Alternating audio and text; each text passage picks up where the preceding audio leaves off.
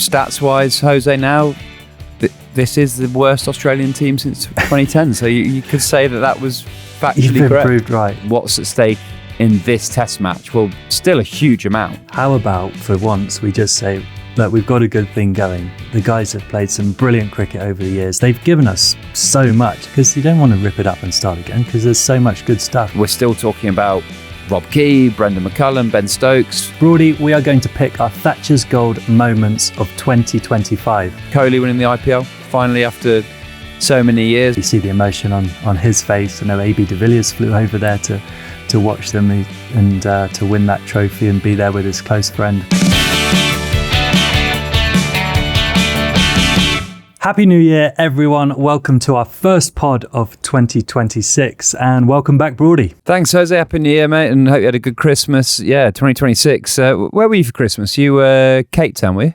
I'm in Cape Town. Yeah, I was in Cape Town. So SA20, start of the SA20. Our first game, luckily for me, was Cape Town away on Boxing Day. So I've been in Cape Town with the family over Christmas. We had a lovely villa in Camps Bay, which I've been getting a bit of stick from the boys for not staying at the team hotel and treating myself. Nice. But yeah, we had a great time. So 3 kids who are, the 2 girls, 6 and 4, are especially into Christmas. So, you know, the elves made the trip across, and luckily they told Father Christmas where they were going to be. So he arrived on Christmas morning, which was great. And yeah, we just went South African style. We went for a braai, of course, which I sort of, you know, took a watchful look over my father-in-law, who's very good on the braai. Really? Yeah, so father-in-law grabbed the coals, did he? He was all over it. Yeah, he's good at it. He's good. So a couple of steaks, salads.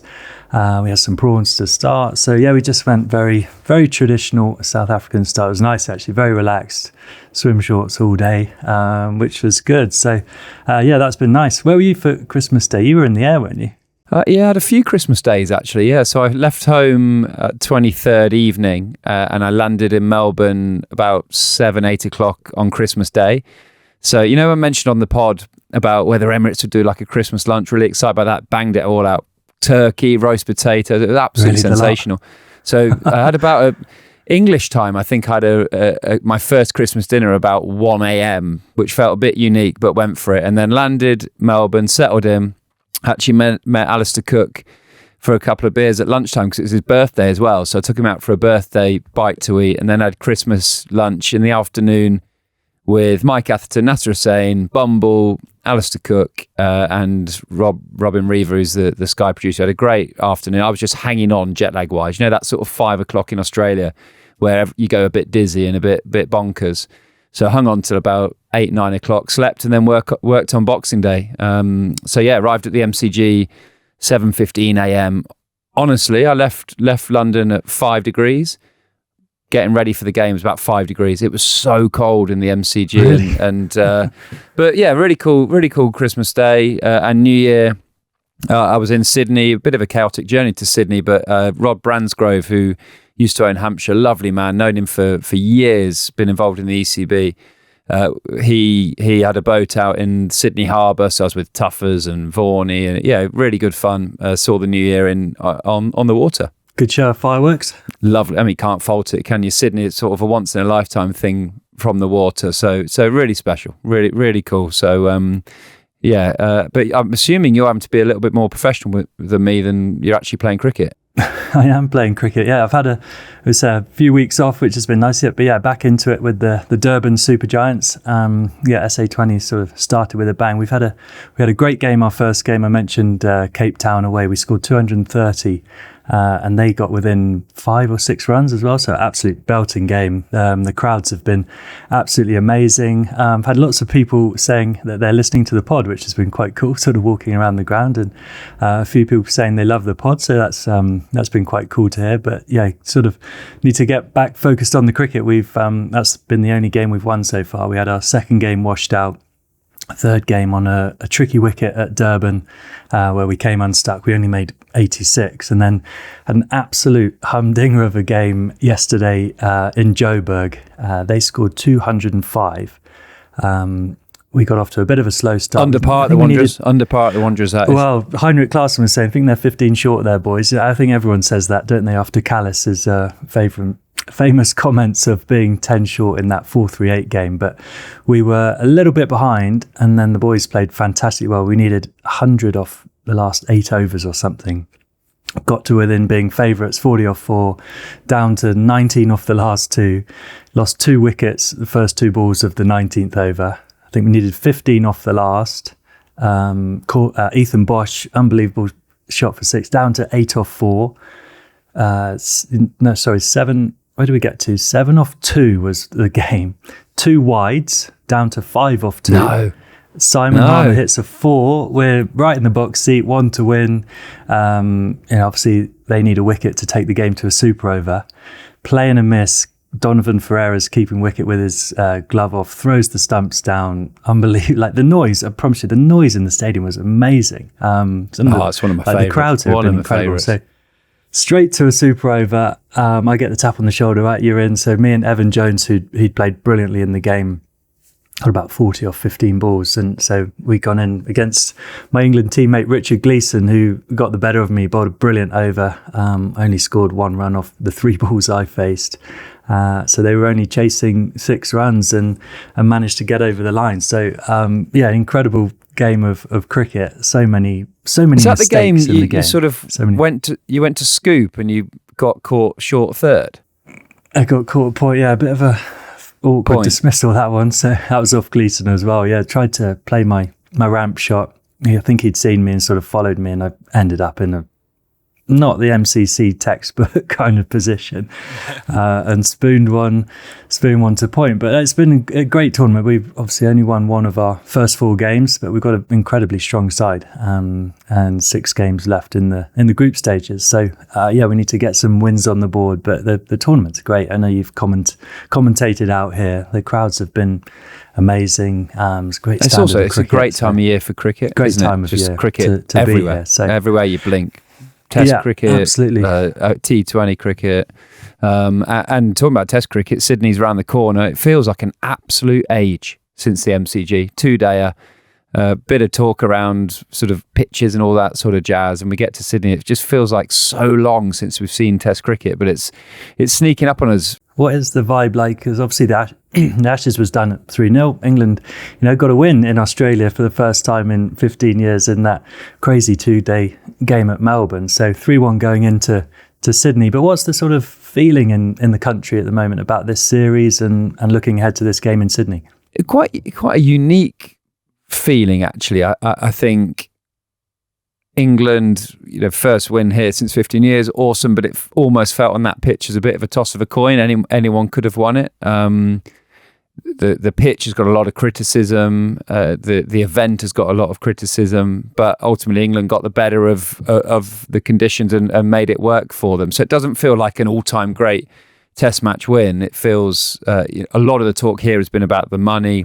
I think it's between 10 and 15 million Aussie bucks lost with it being a 2-day game, and that's it's so much because the MCG holds so many people. So if you get 94,000 people sell out on a Sunday and it doesn't happen, you've got all the food paid for, all the staff paid for, everything, all the tickets repaid. So I think that's been a big story over here. So leading into Sydney, laughing and joking, but it's like this is going to be a 5-day pitch. Like there's absolutely no way.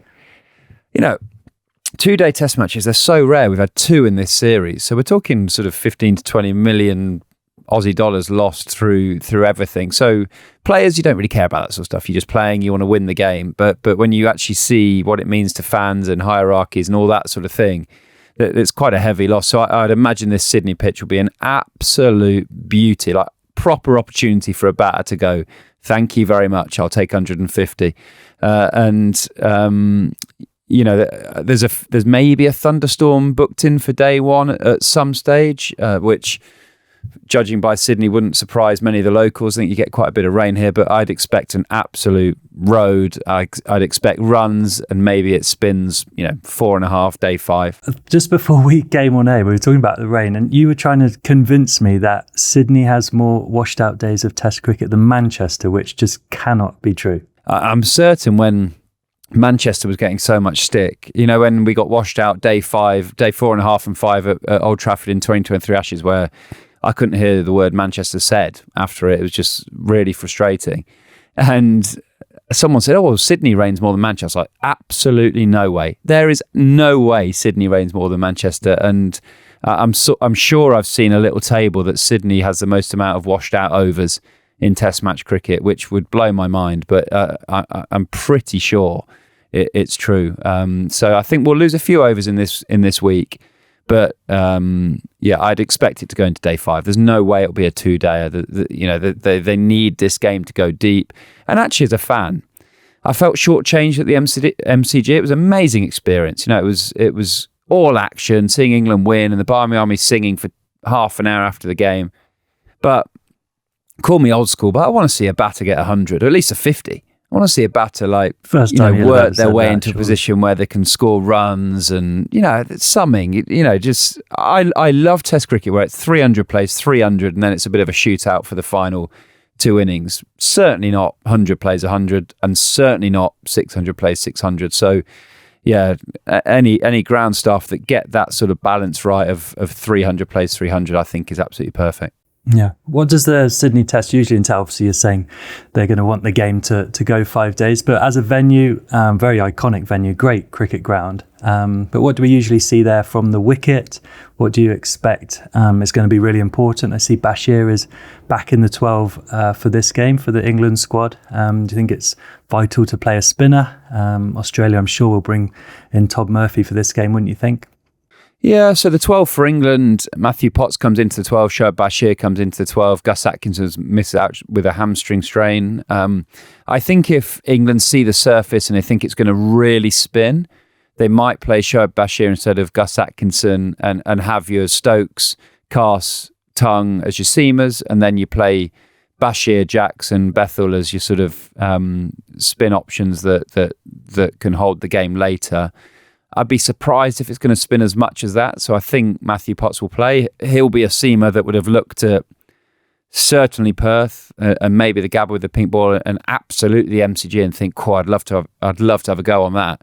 So good for him to get the opportunity. It might be a bit late because actually I think England maybe come here thinking need 90 mile an hour. We need tall bowlers hit the pitch, but holding the top of off stump on these pitches has been absolute key because they have been really bowler friendly. So, I think gut feeling England will go with Matthew Potts and Australia will definitely play the spinner. I think you have to at Sydney. We've seen it spin later in the game. So, I think we'll expect a bit of a batting paradise for 3.5 days. And then we might see a bit of spin. So I'd be very surprised if the team doesn't win a toss and bat and try and put runs on the board.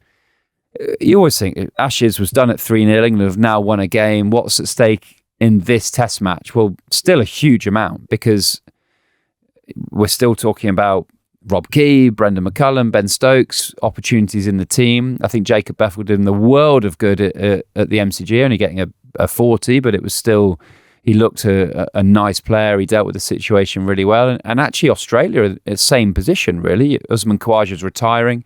We'll touch on that in a moment. Cameron Green's under a bit of pressure here. He's been questioned for his spot in the side. I think it's 150 in 17 Test innings as a number 6. Bo Webster's waiting in the wings.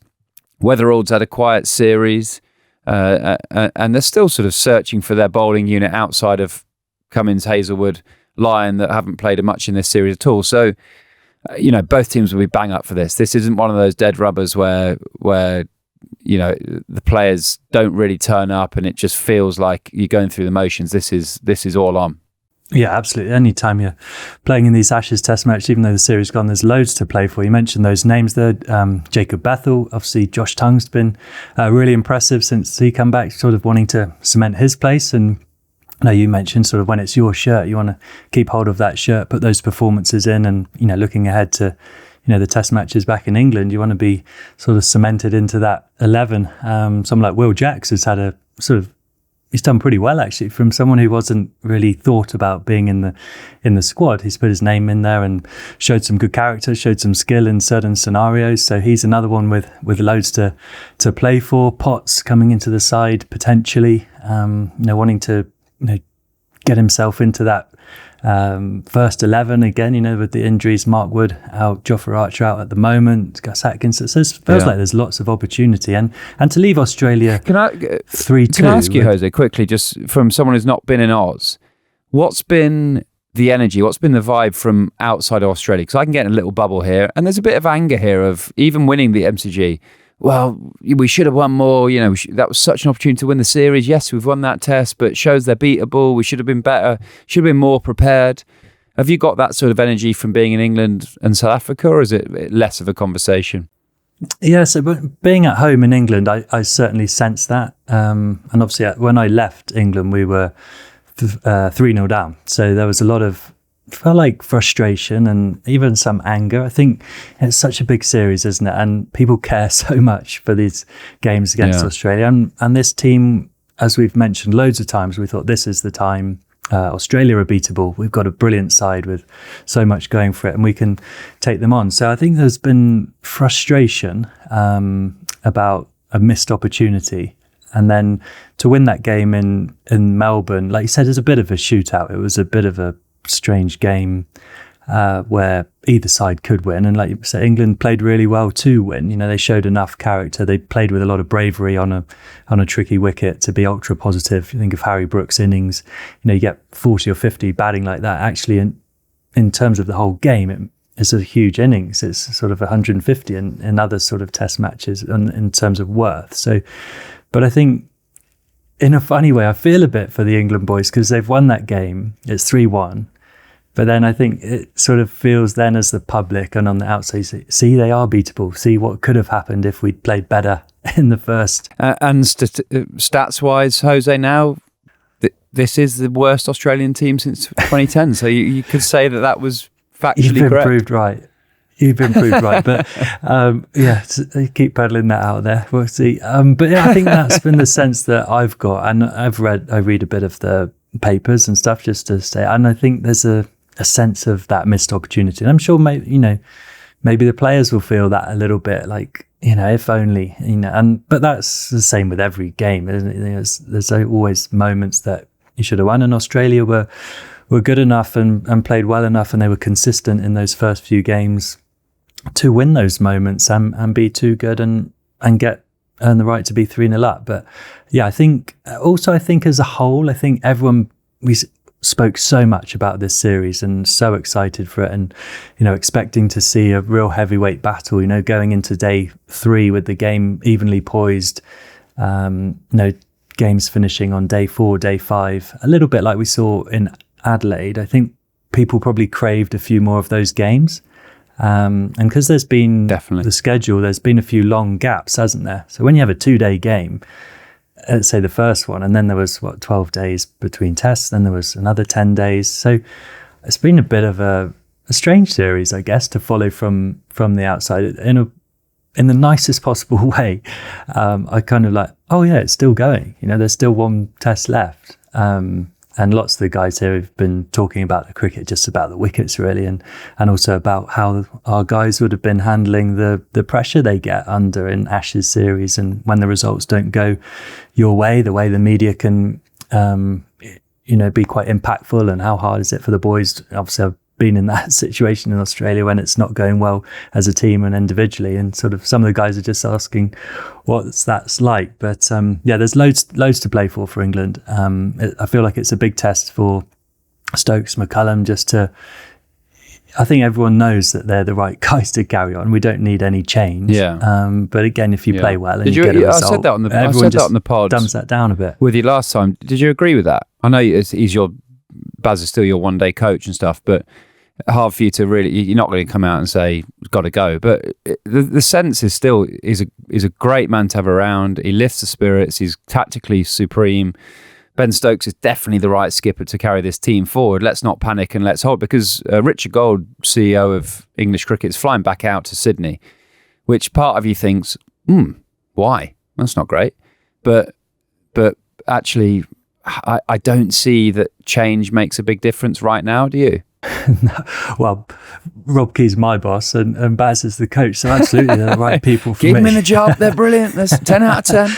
Yeah, but no, I think it always happens, doesn't it? After the Ashes, if you don't get the result, always in Australia, it's question the coach. Is it the right coach? Is it the right setup? We need to change this, change county cricket. We need something different. And how about for once we just say, look, we've got a good thing going. The guys have played some brilliant cricket over the years. They've given us so much as well. I think how exciting this team have been to watch, how much they've done for Test cricket. Yes, we now at the point where people go, oh yeah, we don't care about that. We wanted to win this Ashes series, and that's fine. And the players and the coaching staff want to win that Ashes series more than anyone, and they'll be gutted that it hasn't played out how they wanted. But let's stay the course. Like they've done a lot of really good stuff. They will learn a lot from this series. They can adjust a few things for Stokesy to finish this series, and then be like, what went well, what didn't go so well, what do we need to tinker, because you don't want to rip it up and start again, because there's so much good stuff. And you look at the age profile of this side as well.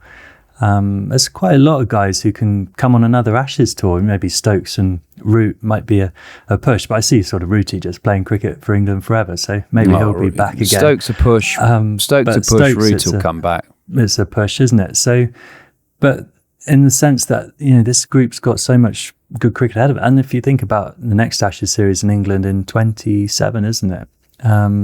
Just let's keep this group together, working towards that now, which within the World Test Championship, because it'd be great to play so well and get into a World Test Championship final if the boys can. But I don't see the need for knee-jerk reactions and change. These guys have done some brilliant stuff. I think they've looked at the game a bit differently. They've tried, come to Australia and do something differently for once, as opposed to, and no, it hasn't quite worked out how they want to, but it doesn't mean they're the wrong people, I think, moving forward. And of course I have to say that, but no, I think there's been a lot of good for this setup, and room for improvement as well now. So I'm sure if we just hold our nerve, these guys will give us plenty more good days coming ahead. So we've got lots to look forward. Let's talk about Australia next, but wherever you're watching or listening to this podcast, hit subscribe, give us a follow,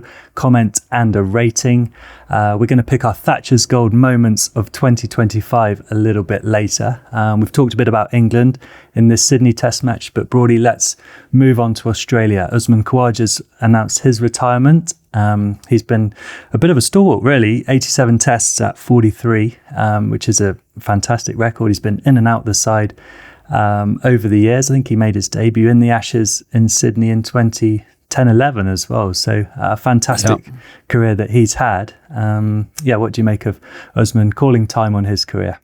Great that he gets to make the decision himself. Obviously got dropped missed out Brisbane with an injury, didn't play Adelaide originally, and then Steve Smith felt unwell, so he got his opportunity, got 80. So the game's given him an opportunity to call time on his own career, which is a great thing to do. I've seen a lot of players over many years, the ones that can walk away themselves tend to respond to it slightly better than the ones that pull a hamstring or get dropped and sort of having the mindset they could have kept going. So yeah, I think it's a real positive. He can walk on to the SCG with a positive mindset that he knows this has the freedom of his being his last couple of Test match innings. Try and go out on a big high, and he deserves to.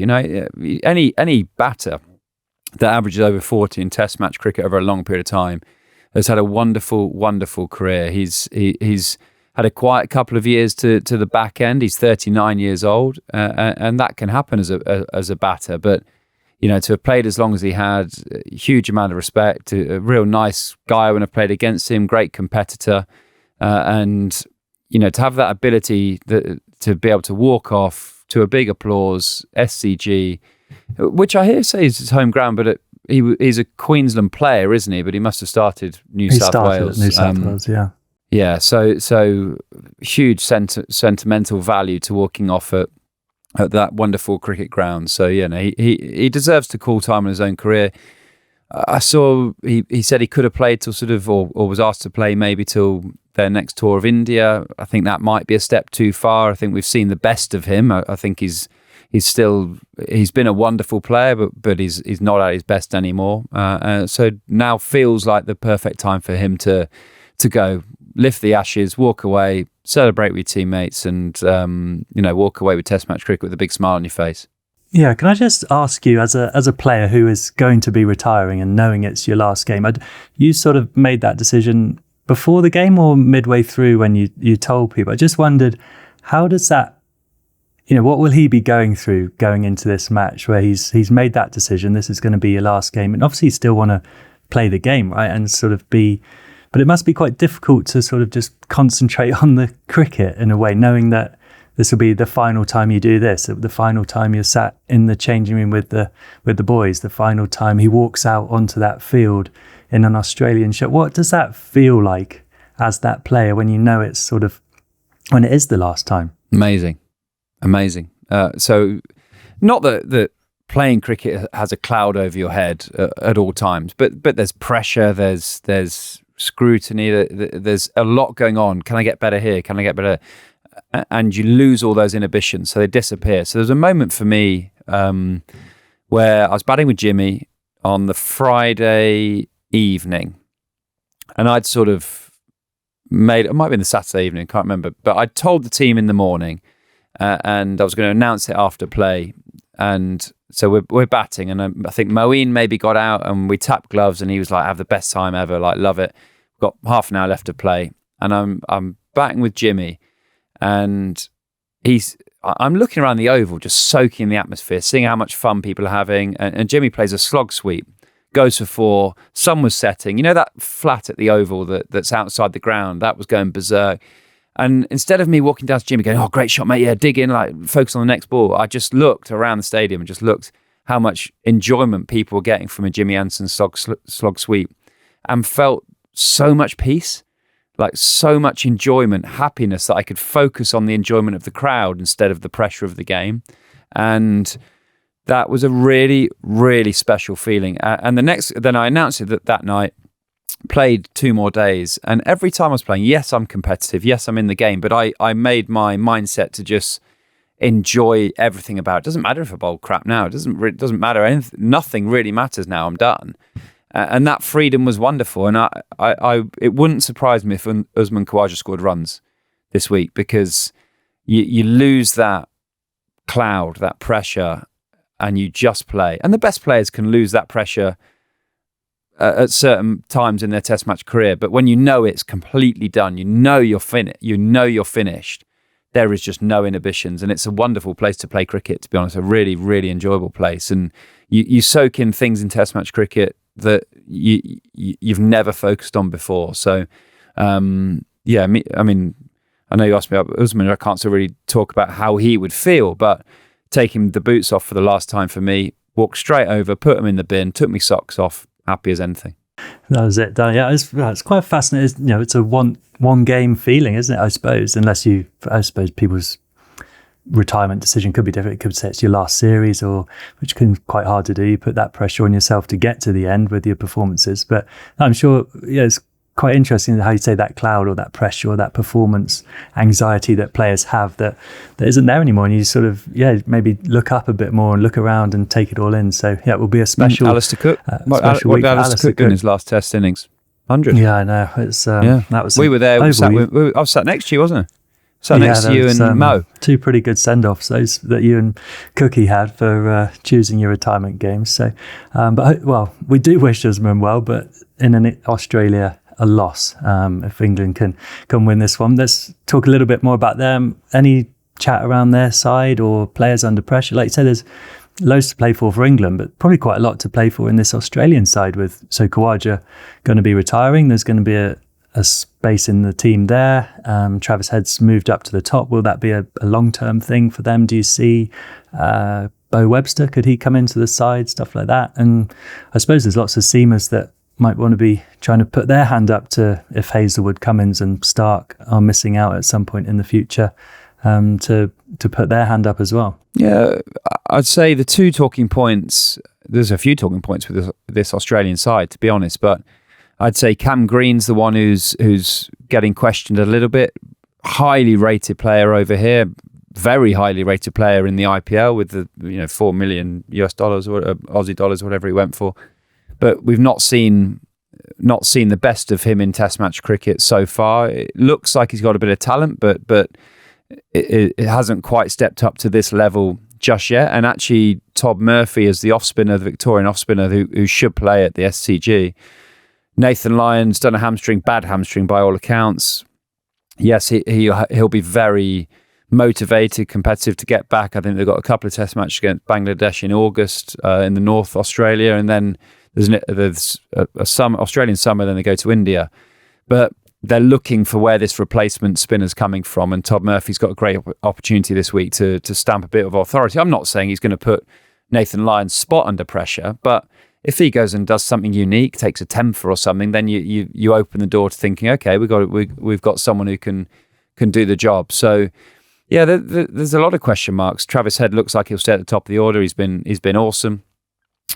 Steve Smith obviously at 4. I think Labuschagne, he played a nice knock at Perth, but has struggled since, averaging 24 or something in the last couple of years over here in Australia. So there's still a bit of question marks over his spot. Jake Weatherall's not set the world light. So there's still a lot of conversation about this Australian team. They've been held together by a couple of all-timers, in my opinion. Travis Head, Mitchell Starc have grabbed this test series by the scruff of the neck and said, I'm going to deliver excellence. And Scott Boland, to be fair to him, he's been able to, after a bad first day at Perth, he's been able to deliver really consistently. So they've been held together by experience. And I don't know if you heard Ricky Ponting. He did a podcast where he said, not about players, sort of half name me in a sense, not by name, but said ex-players from England saying this is the worst Australian team to turn 10. And he said the game is not played with the looking of the teams. It's the moments that players can grab hold of and win. And Australia have been unbelievable at doing that. And they've been unbelievable at doing it with their best players. Travis Head, Mitchell Starc, going, okay, game's on the line, bang, give me it. I'm going to win it for us. And, that's what's won in the series at the end of the day. I still don't look at them and think, cool, this is an awesome test match team. They've got a lot of tests. They've got a lot of questions to answer over the next sort of 6 to 8 months. But they just have that never give up, never say die attitude that drags them over the line. And there's a few question marks over personnel, but I think they're the two big ones. Cam Green, Todd Murphy, what can they do this week to take a bit of heat off positions, the spinning position and the all-rounder position? Yeah, well, so much to play for both teams. As you've said, England, loads to play for. Australia, both individually and as a side. But coming up, we're going to name our top moments of 2025, including the ultimate awkward handshake.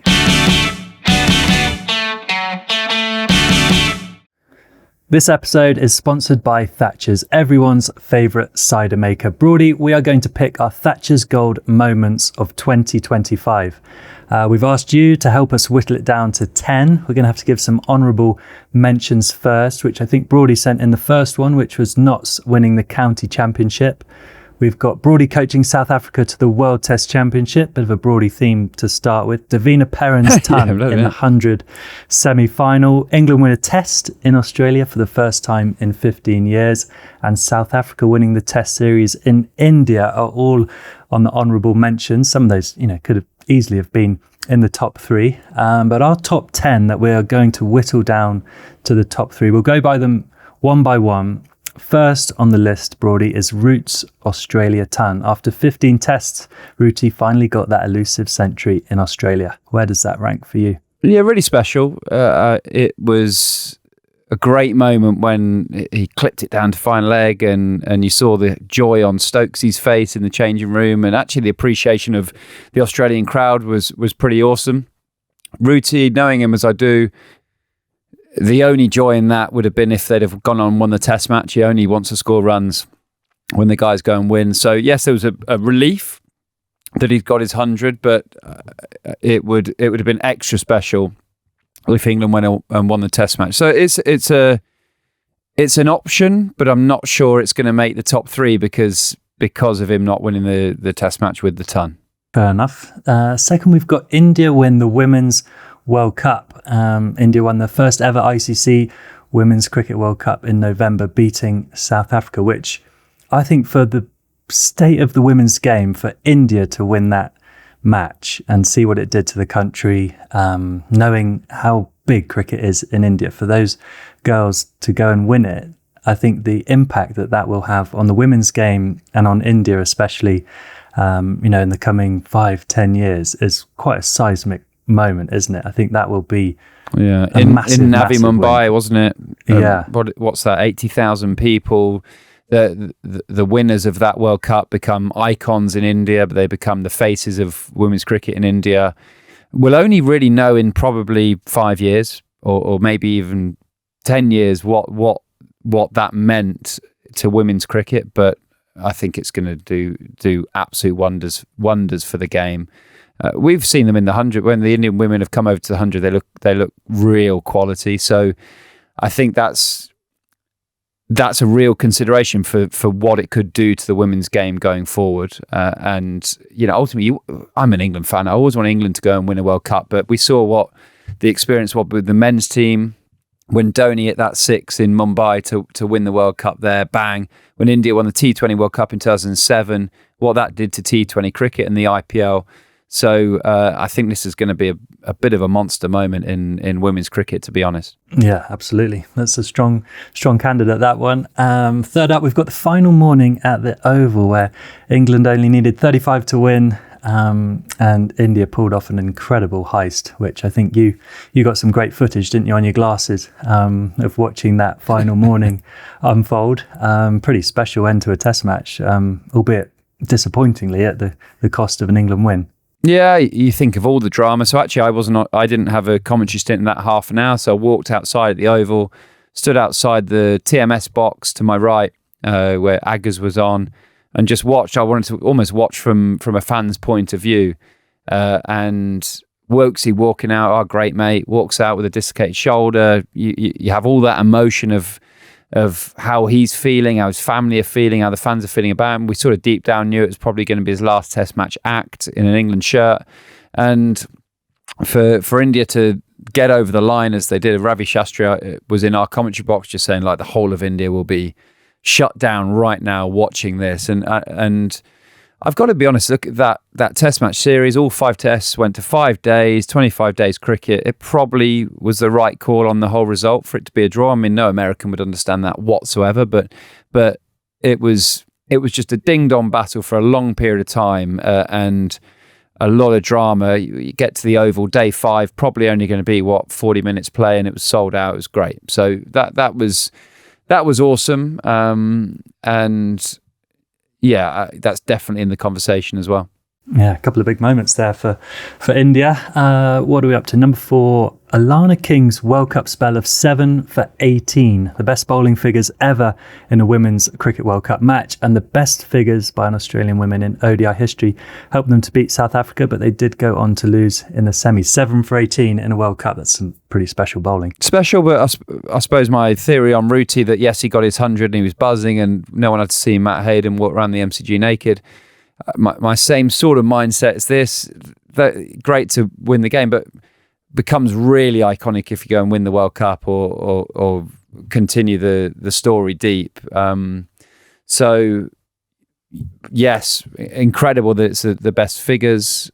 But if it was in a knockout match or a must-win semi-final, final that drags your team over the line, I think that becomes sort of cricket history. But don't know. Am I wrong in that? You play a lot more white ball cricket than me now. Does it matter that it's in must-win games or? Well, I think just putting it up against some of these other moments, it's tough, isn't it? In isolation, 7 for 18 is incredible. What a spell of bowling. But it's no 8 for 15, is it, Broady, to win the Ashes? So it was close. It's pretty close. Just going through these moments, it's amazing, isn't it? All the massive things that happened in cricket in 2025. But this one feels big for me. South Africa winning the World Test Championship final at Lord's, first ICC event for 27 years. Markram's brilliant 100 to help South Africa chase 282 to win that ICC event and the Test Championship final. Obviously, you coached the team a bit in that game. That was an incredible win for South Africa, wasn't it?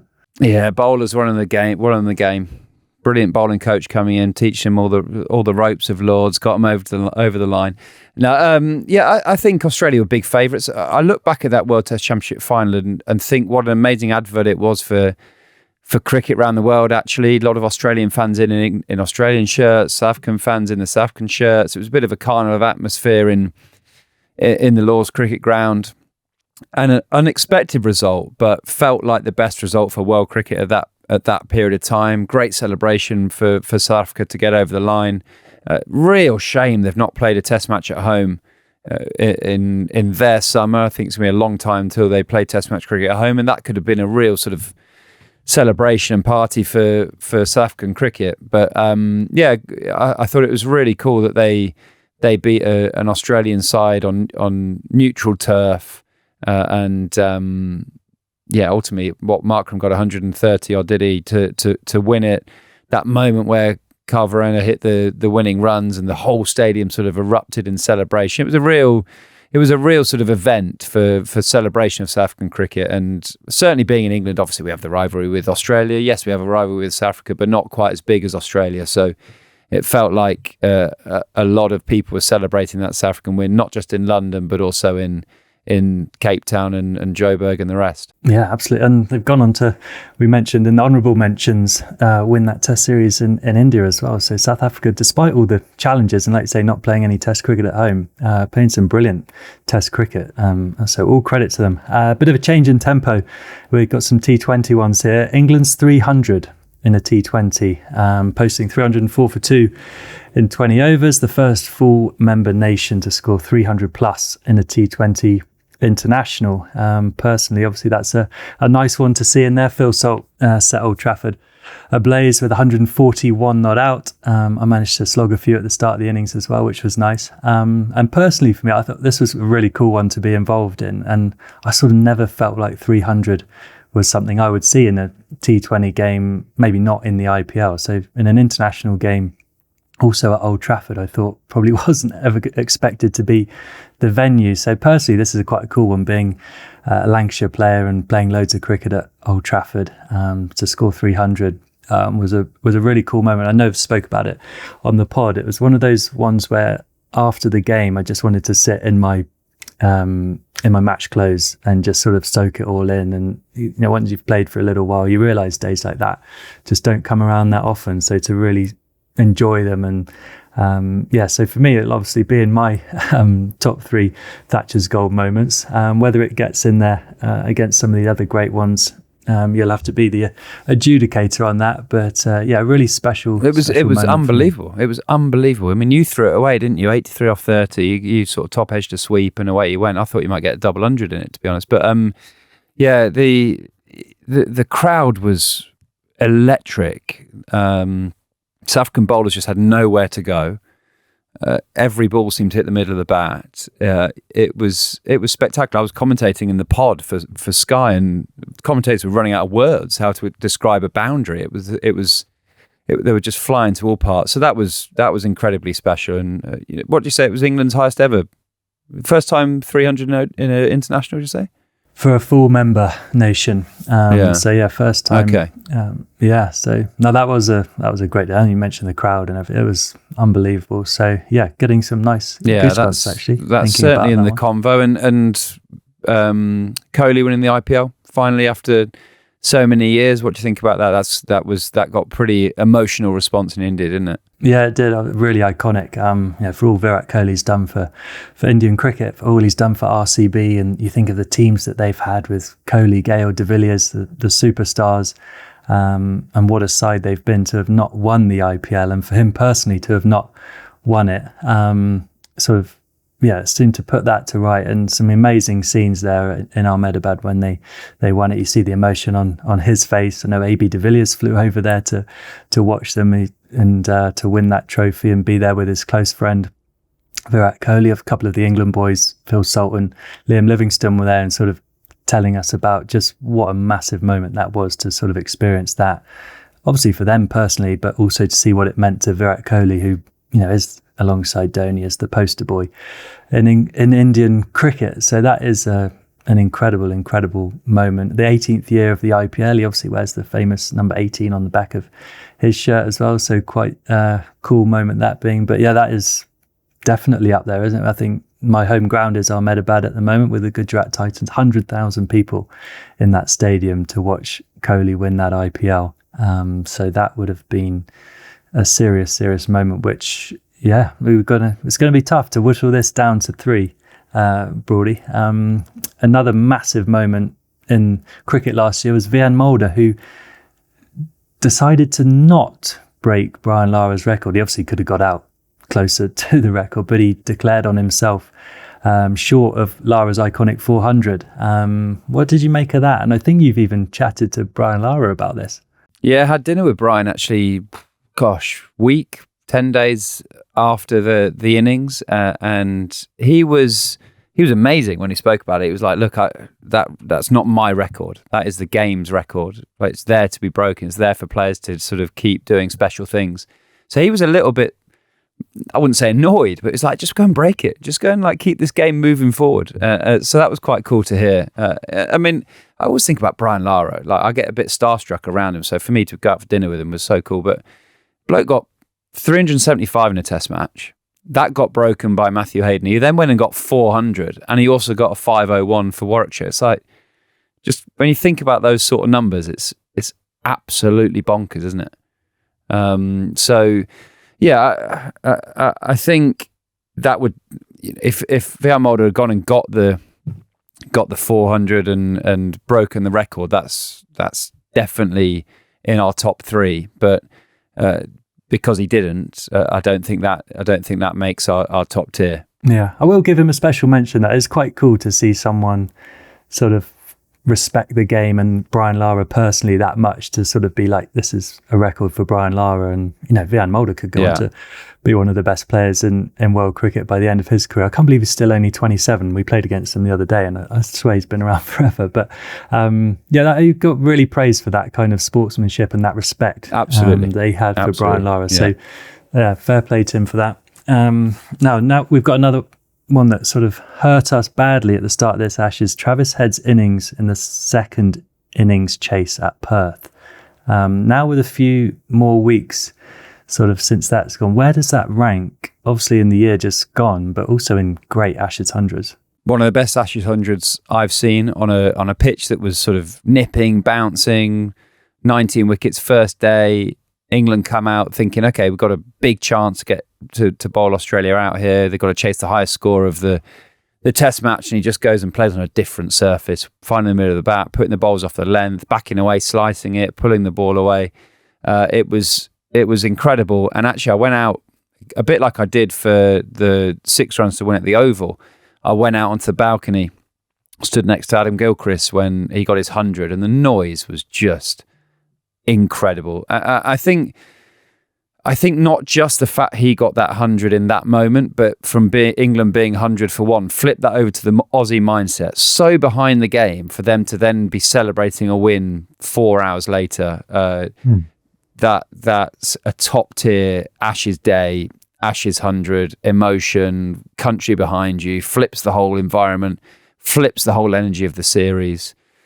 I'd be surprised if you can negotiate me out of that being in our top three. Yeah, well, only because it hurt us as an England team, but it is an unbelievable innings. And like you mentioned, you said about earlier in this pod about guys seizing the moments, and Travis Head to just grab that test match at that point and play. It is one of the best Ashes hundreds ever, isn't it? It is an unbelievable 100 to see his You side see that home shot off Joff? We've all faced Joff, and he just sort of backed away a bit. Joff tried to bounce, it didn't get up, and he just flat batted him over his head for 6. No, that was special. You just get certain shots that you go, wow, that's awesome, and that was certainly one of those. It's horrible that's going to be in the top 3. Now, last one of our top 10. This, again, I think is incredible. And now just thinking back to it, I was stood behind the stumps watching this all unfold. Vaibhav Suryavanchi's 100 in the IPL at the tender age of 14. Can't believe that I'm saying that. 14 years and 32 days old, 101 off just 38 balls. It's still, now I'm saying that, just doesn't seem real. It was just the most unbelievable thing to watch. I'm stood a yard behind this guy who, just pinching myself, I'm more than twice his age, and he was hitting some of the best shots I've ever seen, some of the biggest sixes I've ever seen. The fearlessness in this boy's batting. I say boy, I can't say man. And pretty vaunted attack. We had Prasidh Krishna, Mohammad Siraj, Rashid Khan, and he's just blazing them all round Jaipur. Now I'm talking about it, I think this is massive, one of these moments for me. I think I'm going to have this in my top 3, because whenever in the history of the game are we ever going to have a 14-year-old score a 30-odd ball 100 in the IPL? It's not just any old cricket and any old attack. That's what I'm just sort of realising is the magnitude of what they did. For 14 years old as well, now his life is just so different and going to be so different. He's going to be an absolute superstar for 20 odd years now. He's played a few knocks since as well, hasn't he? He's whacked it to all parts in recent time. I think he broke de Villiers' record for the fastest 150 in List A cricket not too long ago as well. So it won't be too long, I doubt, until we see him in an India shirt. But I think this is going to have to, you'll do well to twist my arm to get this out of the top 3, I think, because it's such a unique, ridiculous moment. And the IPL is as high a standard of T20 cricket as you can get. I think because you were a yard from it, that involved the crispness of the strike, the distance of the sixes. That is in our top 3 because it's so unique, so unusual for a player of that age to do something that special. He was playing for India under 19s against England under 19s in the summer. I'm thinking, how are these England bowlers going to go here? This fella's whacked some of the best international bowlers all around India, and now they've got a 19-year-old, 18-year-old lobbing them down at him. So yeah, that I'm very, very happy with that making it into our top 3 of 2025. Yeah, it felt like an out-of-body experience. I was like, what am I watching? And I didn't know whether to be inspired by it or to be like, it's time to give up. If this is the standard now that 14-year-old boys saying, it's time to move on. But right, Broady, we're going to have to sort of get this down to a top 3 Thatchers Gold moment and choose what is the Thatchers Gold moment of 2025. Oof. So you want Travis Head in there. I want Vaibhav Suryavanshi. So we've got 2 of the 3. Let's get our 3 nailed down, and then let's try and choose number 1. What else do you want added to those 2 individual innings? Do we need a team one in there? I think India winning the Women's World Cup in Navi Mumbai's in the conversation, 100%. We've discarded Ruti and Ilana King because they didn't end up winning. So their final morning at the Oval was unbelievable. Mulder, no, because he didn't get it. Didn't get it. Let's 300 T20. Let's discard that. If that was a World Cup, you'd be in. Yeah, but no. World Test Championship's big, South Africa.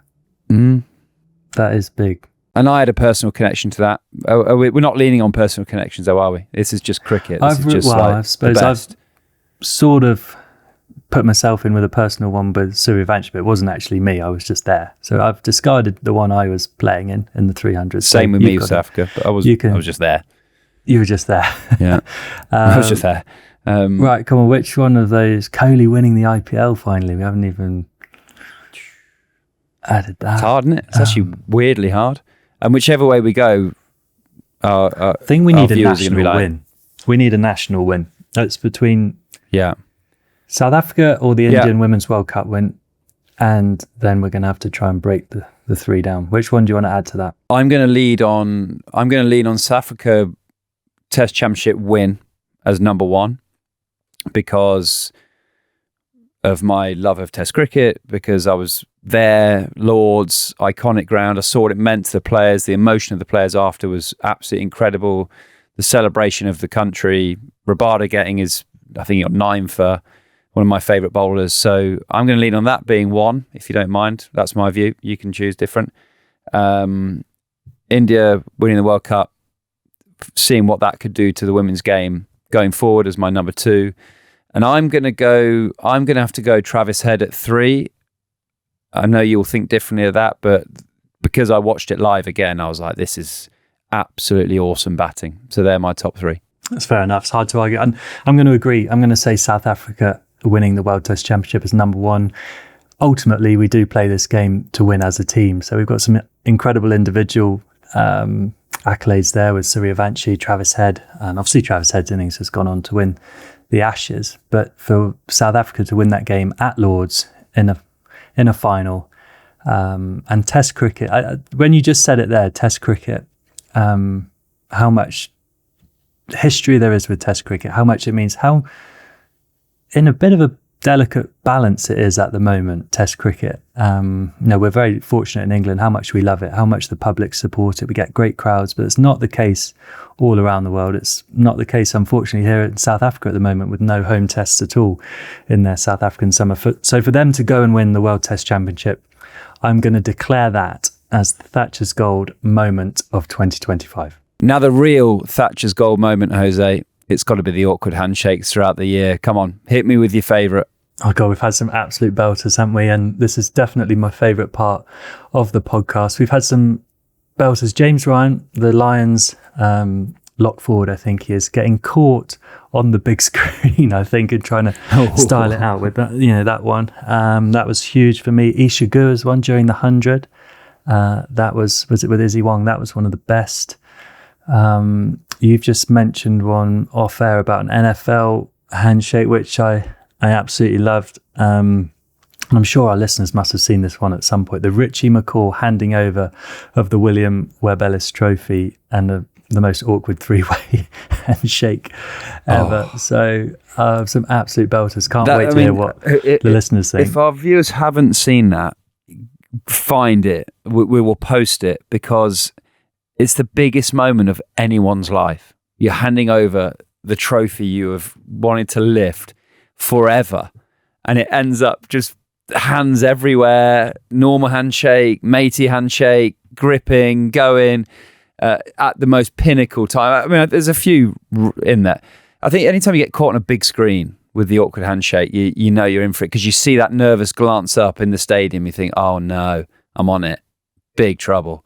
And Isha had nowhere to go. Izzy Wong, bang out she went. I understand it now, I'm in TV. Isha said thank you, turned to the camera to do a little finals thank you or sign off, and Izzy's just left hanging absolutely beautifully. So I get the timing of that. It was just one of those things that and actually it's changed the way I'm a pundit now. I just hold my microphone so strong in my right hand that means no one is shaking my hand. I'm making it that clear. I'm not putting that hand out to shake. But for me, Richie McCaw, absolute life moment, lifting the Rugby World Cup in Auckland, and to have that moment in front of millions of people is superb for me. Yeah, it's unbelievable. I think he's called John Key, the guy who participated in this awkward three-way handshake. And there's actually a video of him on YouTube. And he says, after it happened, I've sort of walked off the stage and thought, God, I wonder if anyone will have noticed. We'll notice. We'll notice. Yeah, handing over the World Cup. Only about, I don't know, however many millions and millions watching all around the world. And you've made our podcast live. So the only time, so I'd never heard of it, never seen it. And the butcher I go to, a guy called Tom, Kiwi, he listens to the podcast, and I walked in to get me ribeye, and he goes, I've been listening, you boys, tell me you've seen the Richie McCaw one. I'm like, no. He's like, seriously, it's unbelievable. So I was suddenly like in there, YouTubing like awkward handshakes, get big Q behind me. I'm like, this is important. I watched it. I was in shock. I was like, oh my God, how have I never seen that? How's no one ever sent me that? And I must say, the joy in receiving awkward handshakes sent to us throughout the year, it's been our thing, Jose, It's been our thing for 10 years. Me, you and Morgs, anytime we'd see one, we'd send it to each other on WhatsApp, like, bang, you got to see this, you got to watch that. And now we don't miss any worldwide, which brings me a lot of joy. I just want to add a little disclaimer here. So we need to pick the Thatchers Gold awkward handshake of the year.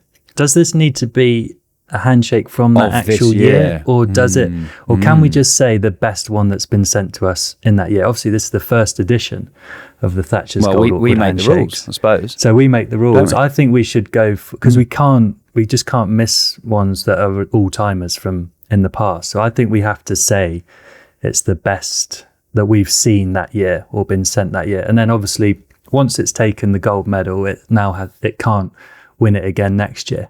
Fair with that? Yeah, Richie McCaw, thanks for coming. World Cup. Broady, I think that's pretty much it for us. It is. Apart from you letting us know what you've got on next, you're playing the Capitals tomorrow, is it? Pretoria Capitals? Yeah, we've got Pretoria Capitals away tomorrow. So SuperSport Park, which is another game at altitude. We played at the Bullring yesterday, high scoring game. The Centurion is quite high scoring. What a beauty that is. What a beauty that is to bat on. Yeah, and I feel I'm actually in that mode where I've had 3 knocks and got in each time and sort of felt quite good, but not gone on. So I feel I've got a bit of an edge about me today that I want to contribute tomorrow. So I'm going to, well, you try your best every game, but I sort of really feel like I want to put in for the team, and we've only won one of our first 4 games, including 1 washout. So we need to get on a bit of a roll. But the tournament's been great. I know we were singing its praises earlier. Great crowds, high standard of cricket, and hopefully a Durban Super Giants win tomorrow in Pretoria. So that's all we've got time for. Any last words? Just go and have a little like shoulder barge with Vernon Philander pre-match. That'll rev you up. That'll get those eyes going. Yeah, when you sort of join a new team, how long do you think it is since someone, I've literally been in the team for half an hour and someone goes, God, how about that test match at Cape Town, you and Philander? I thought, God's sake. I still get sent that once a week by someone. I think I need to find Vern and sort of finally apologise. But anyway, that's all we've got time for. As always, let's look ahead to a great 2026. We'll already enjoy the last test match in Sydney and kick 'em well. Yeah, Happy New Year, kick 'em well, and I'll see you at the end of day 1 at the SCG.